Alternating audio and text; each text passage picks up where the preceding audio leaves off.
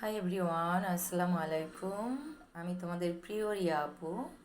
আজকে আমি বাজার করলাম, তো তোমাদেরকে একটু দেখাবার চেষ্টা করছি কি বাজার করলাম। হয়তো অনেকে বলবেন বাজার করছেন, এটা দেখাবার কি আছে, বাট আমি কখনোই এগুলা করিনি।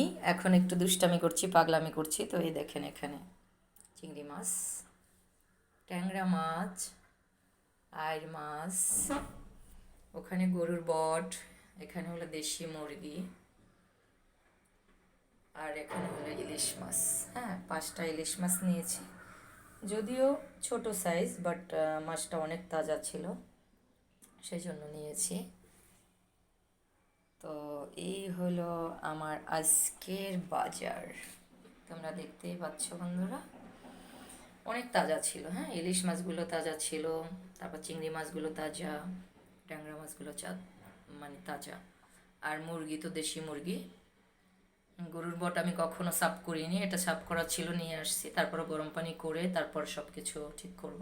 এই এবার যার বন্ধুরা, তো সবাই ভালো থেকো, আল্লাহ হাফেজ, bye bye, take care, love you all guys, আল্লাহ হাফেজ।